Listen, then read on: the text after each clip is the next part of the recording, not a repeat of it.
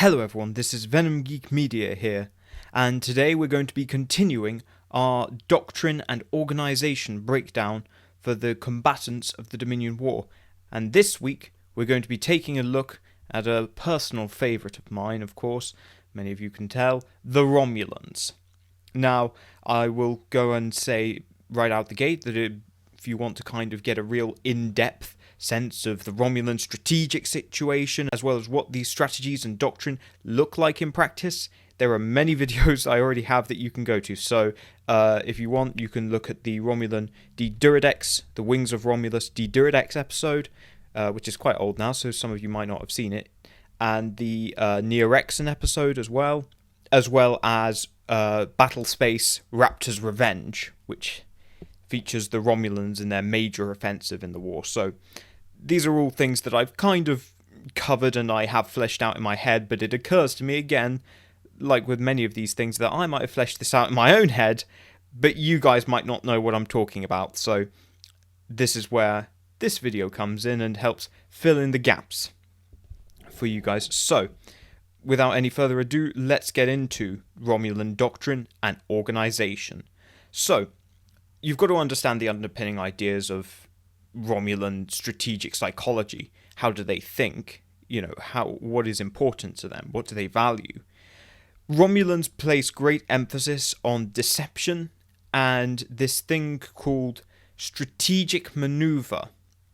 The Romulans aren't interested winning engagements in, say, the way that the Klingons are. The Romulans actually have a doctrine that is based somewhat around the avoidance of confrontation, and is certainly confirmed by how we see them act through most of the series, that they actually avoid confrontation. They do a lot of posturing, but they actually are very reluctant to come to a physical confrontation over things.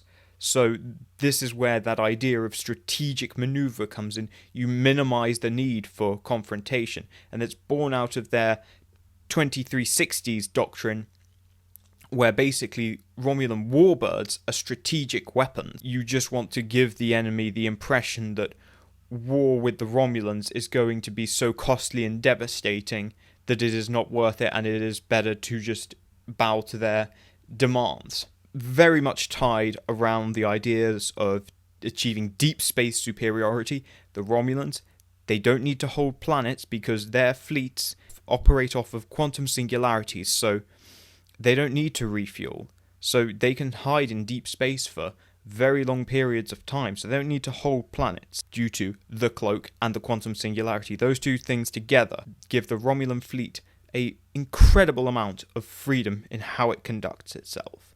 And that is really why they are able to pull off such maneuvers. Yes, they're not the fastest fleet, they're not the most mobile, but they're stealthy and they have infinite range, which means there is a very grave threat always of Romulan infiltration of your space. And it requires, and it generally will put the enemy onto the back foot, because they have to adopt defense in depth, because otherwise the Romulans will just filter through your lines. That really just brings us now to the organisation of a Romulan fleet. How does a Romulan fleet operate? Now, the implementation of this structure actually took place very soon before the Romulans joined the war. Basically, they start reorganising after the Battle of the Omarian Nebula, and they realise that the current doctrine based around just pure warbird fleets isn't going to work in the Dominion War, so they make some changes to it. The smallest unit is the Flotilla. Now, this is built around a warbird, which is of course a large battleship or battle cruiser, like a De Duridex, Raptor or Neorexan, is actually something of a mobile base for its escort craft, and that will be scouts, winged defenders, white winds. A flotilla can vary between, it will be one warbird and then up to between 4 and 7 escorts, because they can all dock onto the warbird for travel. The warbird is able to serve as a mothership. Obviously, if it's a Raptor, it can only really take 2, because it has only 2 docking points under its wings, but the De Duridex has many docking points. Those escorts are there to, well, it's in the name, escorts. They are there for a very defensive purpose. They are there to cover the warbird, especially the Diduridex, from small attack ships. Remember, the Diduridex is really designed to take on mid-sized ships. It can handle things like galaxies, Excelsiors, but small attack ships and destroyers, and even some very light cruisers and frigates, it can struggle because they're very fast, and the Diduridex is a bit of a lumbering bird. That now brings us up to the next unit, and that is a Gemini. It's very simple. It's 2 warbird flotillas, essentially forming a kind of a wingman structure partnership. They are there to support one another and cover one another. Generally, one will decloak and fire while the other is cloaked and recharging its weapons, and then when the other is taking some damage, they swap out, and that is how that structure will operate. So they will alternate in attack and cloak patterns, and will be actively maneuvering under cloak to get into a new, better firing position, with the idea of kind of controlling and surrounding the enemy ships. Now, it is led by the senior of the 2 commanders, known as the Primus. It's a reasonably kind of informal relationship, and there's a lot of flux to it. The warbirds in a Gemini generally have a long operational history together and will serve together for a lot of missions. Now that brings us to the primary tactical unit that can actually be deployed off on its own as a sort of an extension of a fleet. And that is the Cortarius. Very simple. It's 2 Gemini, so 4 warbirds, and this is really the primary tactical unit. This will go off and be assigned to a sector of the battle on its own. And it is able to, with 4 warbirds, they often will employ a diamond-like formation, and they are able to create overlapping fields of fire. And this, with Romulan disruptors, is devastating.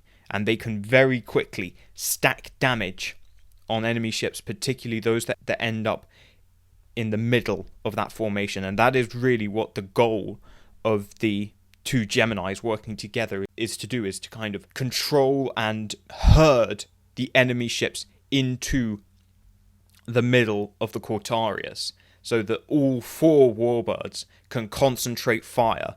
And that is absolutely devastating as a capital ship formation.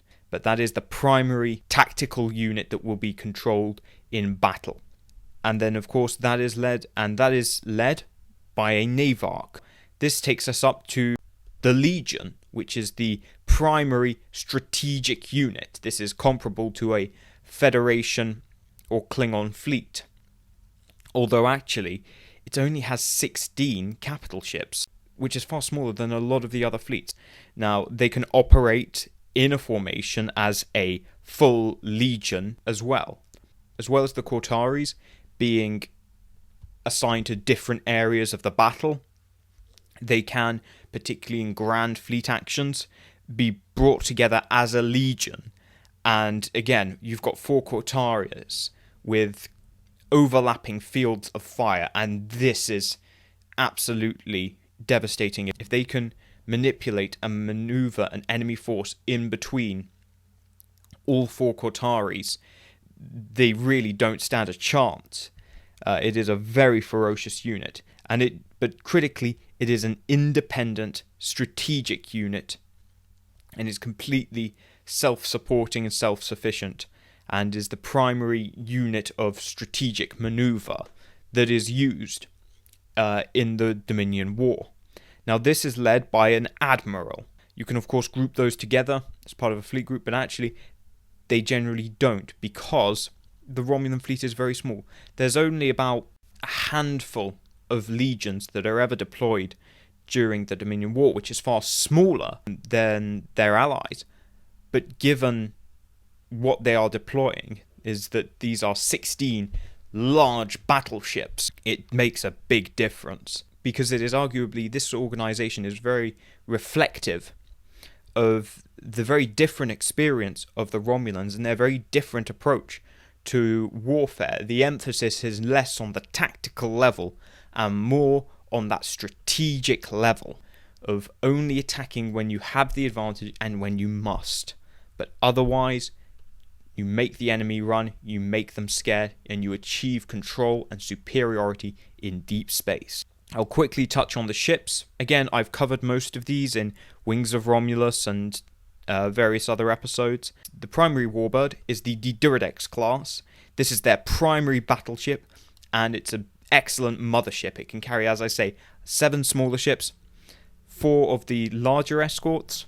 It is very powerful. There's really, until the Dominion battleship enters the war, there's nothing quite like it, and very little that can really match it. Then there is the Raptor class. For me, the Raptor is essentially, as I see it portrayed, it's half a Diduridex. It is literally take the bridge section and the wing section, chop them off, and you have a Raptor. It is a lightened version of the Diduridex. It is there to be a little bit more maneuverable. It can engage slightly smaller targets. It's still quite lumbering. It's based off a 2360s design. Still not perfect for taking out hordes of attack ships, but is very good as a hunter-killer, as the kind of more, as the vanguard of the Romulan Legion. Now, later in the war, they haven't come up yet, but they will appear later in the war, is the Nirexan, or Valdor. This is a very light warbird. It's extremely fast and maneuverable for its size, and it is designed specifically to engage swarms of small attack ships and prey on them. It is much more of a predator, and that really helps compensate for one of the weaknesses of the Romulan fleet, which is their vulnerability to small ships. This then brings us to the escorts. Now, you'll notice something pretty significant here. So, the largest escort is the Winged Defender. Now, some people are going to say, well, hang on a second, that's from the movie era, and I would say yes, and so is the Miranda and the Excelsior, and they still serve, and I think it's perfectly reasonable that the Winged Defender could receive similar upgrades. It doesn't have to have particularly modern engines or a particularly great range, because it's going to be hitching a ride off of a warbird. It's small enough that it can do that. And that's the thing with these escorts. The more common of the larger escorts is the White Wind. They were a little bit simpler, produced in greater numbers, but very effective at hunting down small attack ships. Then the most common, was the Scout ship. The Romulan Scout is a very modular platform. As a peacetime ship, it's excellent. It can be modified for pretty much anything you need it to do. It can do, whether that's patrol, science, reconnaissance, intelligence gathering, combat, whatever it is you need it to do. It can be modified to carry out that role, but it does mean that it loses out compared to a lot of the dedicated attack ships, like the Jem'Hadar fighter and even the Hideki. I've done a comparison video, and it doesn't do well, but they're to support the Diduridex, and in that role they're perfectly well. The Diduridex is going to be giving them as much cover as it possibly can, and hopefully they will be strong enough with that support to fend off those small attack ships. And that is the idea behind Romulan Doctrine. So that really concludes it, and you see how different Romulan psychology and their approach to tactics and doctrine really are. It's a completely different perspective on the Alpha Quadrant, and their technology has led them down a very different path, and we talk a lot about how the Breen are very different and exotic, but the Romulans themselves are, compared to the Alpha Quadrant, particularly in how it's implemented and how it's brought together, are strikingly different. So that really concludes this video. Thank you all to my members, especially Commander David Reeves, Miami Jules, and Jeff Hallam, and thank you to all my other members who actively support my channel and enable me to create this wonderful content that you all enjoy. So thank you very much.